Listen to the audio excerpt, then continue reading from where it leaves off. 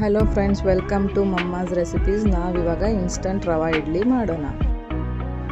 ಬೇಕಾಗುವ ಸಾಮಗ್ರಿ: ಸಾಸಿವೆ, ಉದ್ದಿನಬೇಳೆ, ಕಡಲೆಬೇಳೆ, ಕರಿಬೇವು, ಗೋಡಂಬಿ ಮತ್ತು ರವೆ.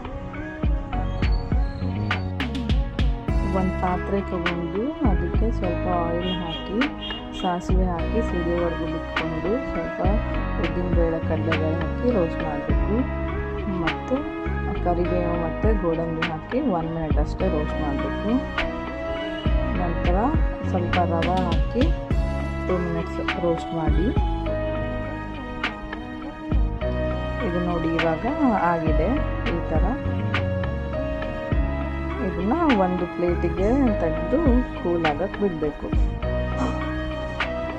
ಇದನ್ನು ನೀವು ಬೇಕಿದ್ದರೆ 1 to 2 ಮಂತು ಸ್ಟೋರ್ ಮಾಡಿಟ್ಕೊಂಡ್ರು ಏನು ಹಾಳಾಗಲ್ಲ, ಚೆನ್ನಾಗೇ ಇರುತ್ತೆ.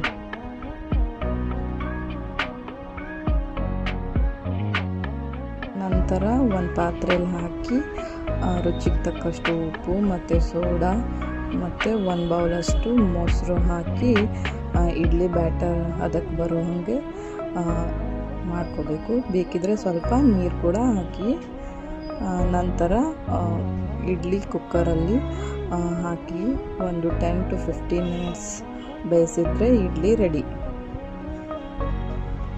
ಇದನ್ನು ಕೋಕೋನಟ್ ಚಟ್ನಿ ಜೊತೆ ತಿಂದರೆ ತುಂಬ ಚೆನ್ನಾಗಿರುತ್ತೆ.